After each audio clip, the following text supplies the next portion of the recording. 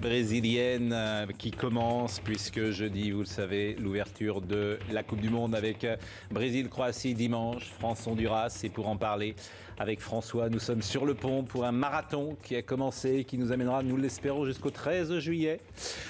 Bonsoir Jean-Luc Haribard, qui est là également, qui sera là très souvent, tous les soirs, le midi, peut-être le matin également, la nuit aussi. Oh non, non, il a révisé son si vous vous mettez à parler brésilien. Et puis, Karine Botelho. Bonjour Karine Botelho. Vous êtes avocate, vous êtes brésilienne.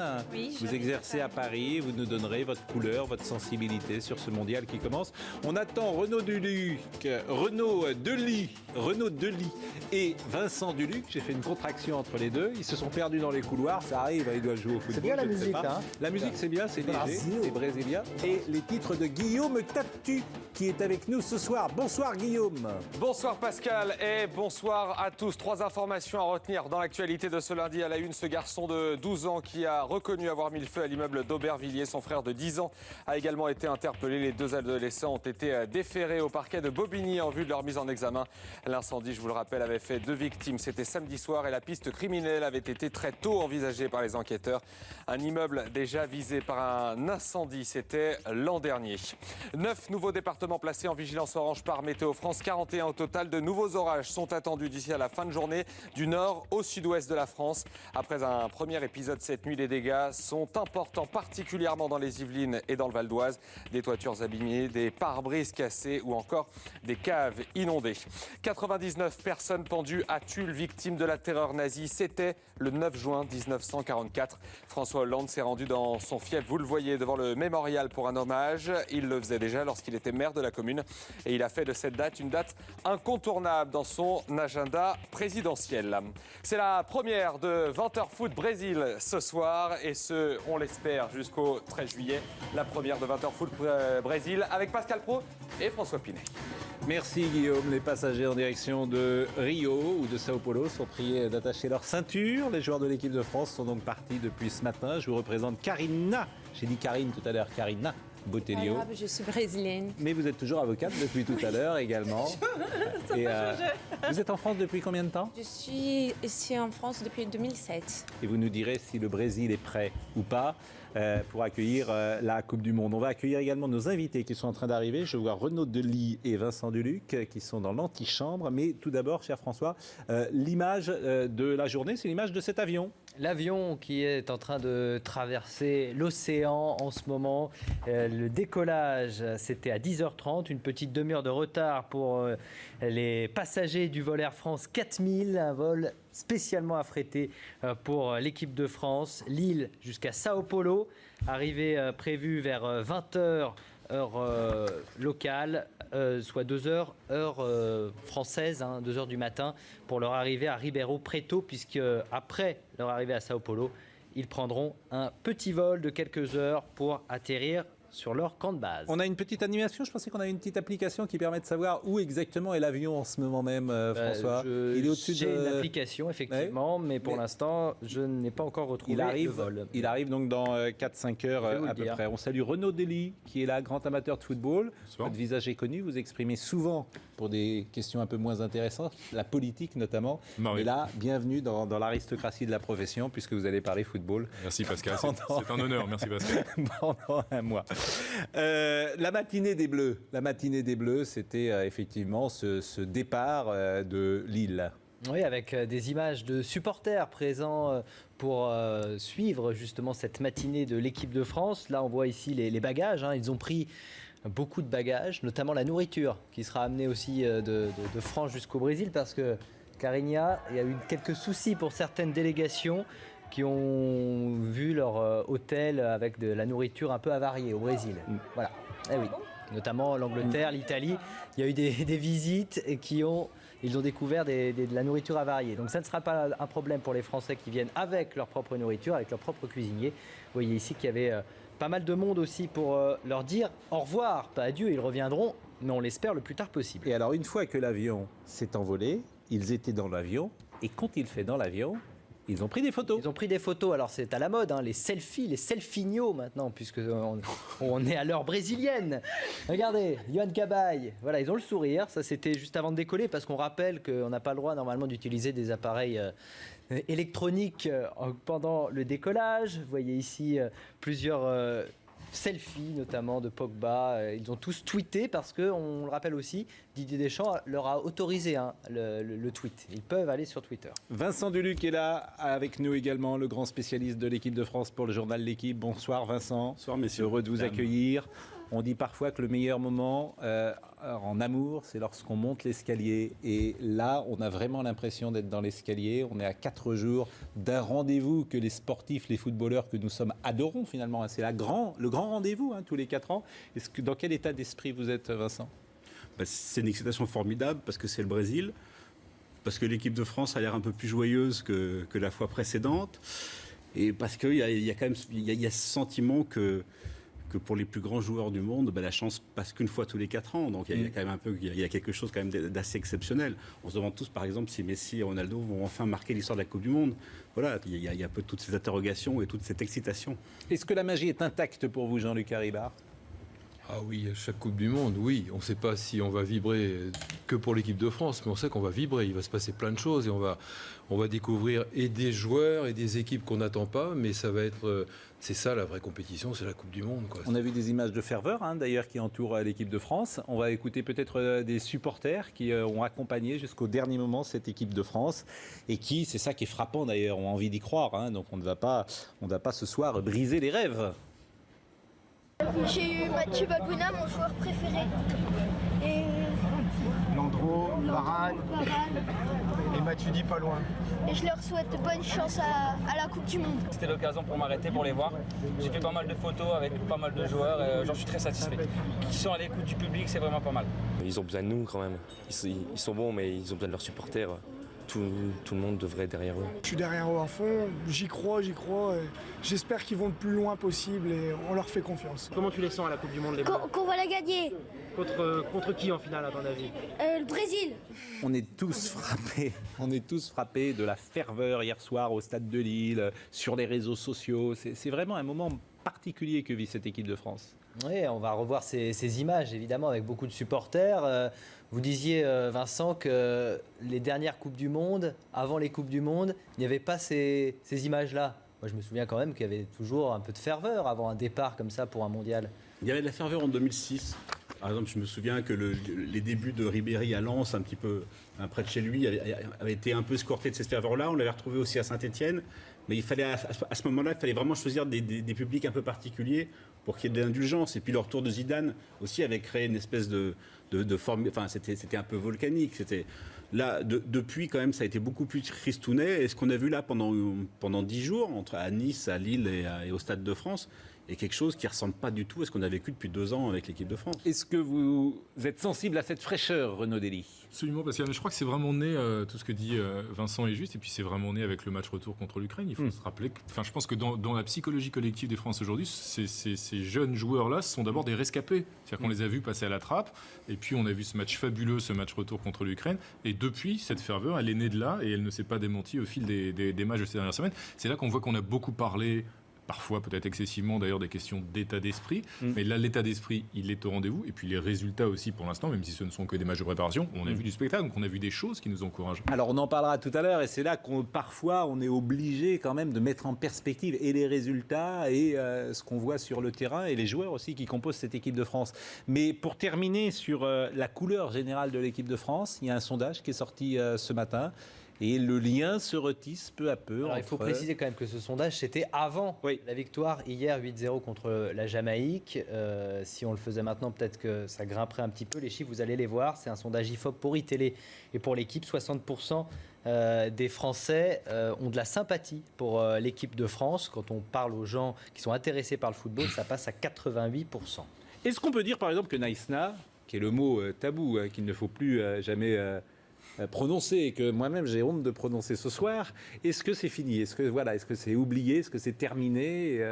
Vincent Duluc. Mais on sait bien que ce sont les résultats qui donnent un sens à tout cela et que forcément on considérera les choses autrement si jamais ça devait mal se passer. Malgré tout, la page, c'est le Brésil. La page se tourne d'autant plus facilement que dans l'équipe du départ qui va rencontrer le Honduras dimanche, il y a un seul joueur qui aura disputé le dernier match de l'équipe de France à la Coupe du Monde contre l'Afrique du Sud, et c'était Loris. Oui. C'est tout à fait. Et le départ de Franck Ribéry. Mais il y avait Patrice Evra aussi. Il était dans le groupe, ainsi que Mathieu Valbuena et Bakary Sagna. Mais il y en a un seul qui a joué le dernier match de l'équipe de France en Coupe du Monde. Philippe Tournon, le chef historique de l'équipe de France, lui, il n'est pas forcément sensible à ça. Il sait que ça va et ça vient à la popularité. Il était ce matin l'invité de Bruce Toussaint. Connaît la versatilité des foules et pour appréciable que soit cette reconquête du public et qui est une grosse satisfaction, on sait que chaque résultat va compter et que ce qui est très long à reconquérir et à rebâtir peut aussi dégringoler très vite. Donc il ne faut pas s'attarder trop là-dessus.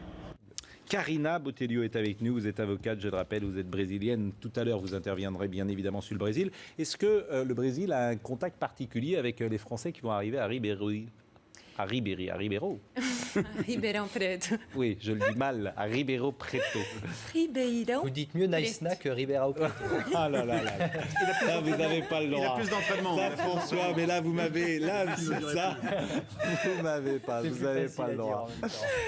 Donc, est-ce que ça sera une des nations chouchou, la France, Moi, pour les Brésiliens? Le Brésilien, il est passionné pour la France, il est passionné pour la culture française, donc forcément pour les Français. Je pense que le Brésil, c'est un pays qui accueille les gens, indépendamment s'ils sont français, américains. C'est un pays accueillant, et ça, c'est très important. Mais la France a un côté un peu plus spécial pour les Français. Vous savez que je suis la preuve. Et une jolie preuve. Vous savez que le 15 de France est actuellement en Australie, où il brille de mille feux, et il a soutenu les joueurs de l'équipe de France. Nous allons écouter quelques interventions des rugbyman. Mon souhait, c'est qu'ils soient champions du monde. Voilà, c'est normal. On va les soutenir et puis on va le suivre dès que ça va commencer. Là. Donc voilà, bonne chance. Après, c'est sûr que pour eux, il y aura de la confiance à 8-0. Maintenant, ça sera tout autre chose, je pense, en Coupe du Monde avec une grosse poule quand même. Je suis assez fan de foot, donc oui, je vais suivre ça. Après, je pense que ici, ils sont pas très foot, donc il va falloir trouver d'autres moyens pour suivre ça. Mais j'ai toute confiance en Aziz qui va nous dégoter une petite chaîne. Sorti de je sais pas où pour regarder les matchs. 20h foot Brésil, et vous pouvez intervenir bien évidemment sur les réseaux sociaux. Il y a beaucoup de témoignages ce soir qui arrivent, bien sûr, comme le niveau glamour monte dans 20h foot. C'est Papa Faya qui dit cela. Et puis, on nous propose aussi de suivre en direct l'avion de l'équipe de France. Et justement, pour le suivre, cet avion, on rejoint Julien Pasquet à Ribeirão Preto. Bonsoir, Julien. Vous êtes au soleil et vous attendez l'arrivée de cette équipe de France qui est programmée dans 5 heures, je crois.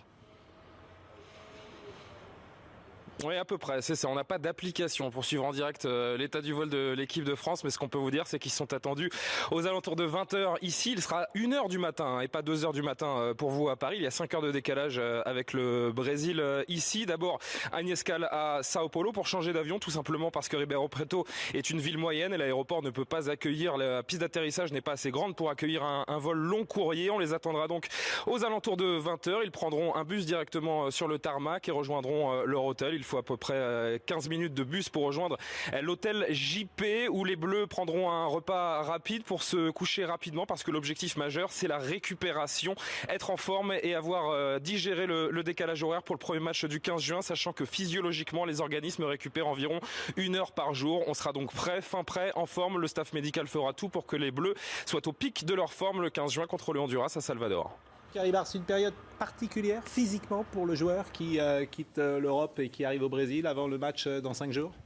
Le décalage horaire est moins dur dans ce sens-là, est-ouest. Donc ils vont récupérer, oui, sûrement 1 heure par jour, c'est ce qu'on dit, mais ça se fait plutôt bien. Ils ont mis des bas de contention pour prendre l'avion ce matin. Donc, puis ils sont des sportifs en pleine forme, on l'a vu hier. Donc je pense qu'il n'y a pas de... Donc c'est...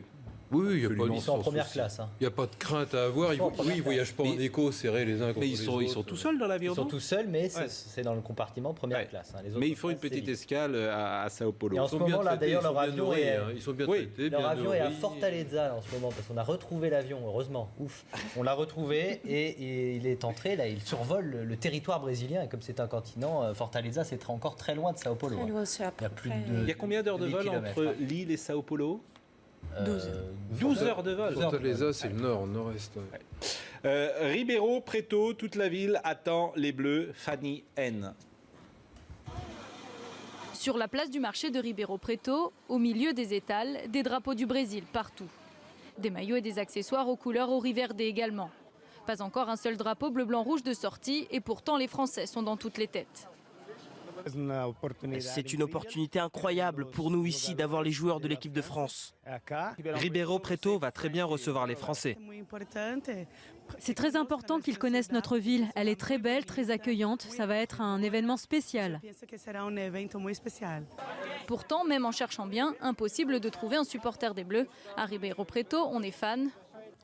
Du Brésil. Du Brésil, c'est clair.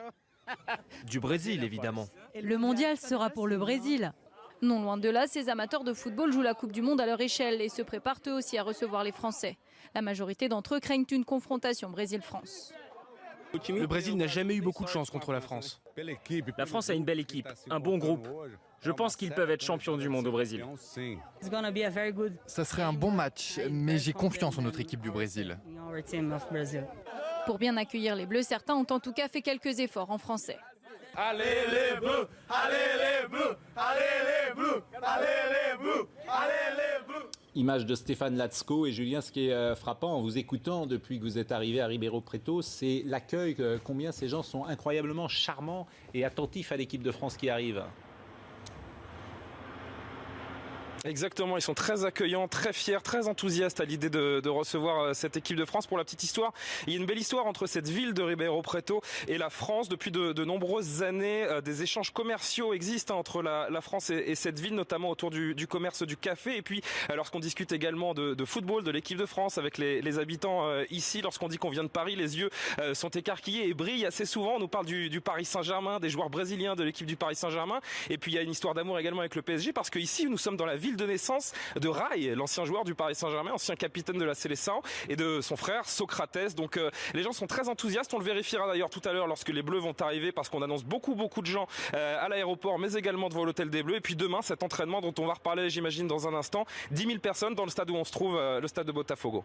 Merci beaucoup Julien, merci beaucoup de ces précisions. Karina Botelho, beaucoup de Français ont dû connaître, entendre pour la première fois cette ville de Ribeirão Preto depuis quelques semaines. Avant, c'est vrai que les Français ne connaissaient pas cette ville. Non, c'est pas une ville touristique, mais c'est une ville très importante commercialement au Brésil, surtout à São Paulo. L'unique chose qui m'inquiète par rapport à la sélection française, c'est qu'il fait très chaud là-bas. Très chaud et très sec. Donc, comme on n'a pas eu encore ces débuts d'été, je pense que la sélection elle a besoin d'au moins quelques jours pour s'entraîner sous le soleil pour avoir... Très chaud à ce point-là, Julien Pasquet, avec des infrastructures qui seront en fonction peut-être de cette chaleur ? Ouais, il fait très chaud, ça c'est certain. Au moment où je vous parle, il fait 32 degrés. On a de la chance parce qu'on est à l'ombre, mais on souffre quand même depuis quelques jours de cette chaleur. Les infrastructures de ce stade de Botafogo, elles sont rénovées en grande partie à la demande de la Fédération française de football. Vous le verrez dans un instant dans 20h Foot. On a pu visiter les vestiaires. Vous parlez de cette chaleur, eh bien, il y a des caissons de glace, plus de 100 kg glace qui seront à disposition, notamment des soigneurs pour rafraîchir les joueurs de l'équipe de France. On a dans la partie des douches des bains d'eau froide également qui favoriseront la récupération. Et puis la pelouse a complètement été rénovée également. Ça, c'est pour la rénovation de ce stade qui a coûté en tout et pour tout à la Fédé 65 000 €. Eh bien, écoutez, nous allons marquer une pause et on va parler évidemment de France-Jamaïque. Est-ce que cette rencontre vous a plu hier ? Est-ce qu'il faut prendre des pincettes avec le résultat ? Et 1, et 2, et 3, et 4, et 5, et 6, et 7, et 8-0 ? C'était bien, mais après une page en couleur.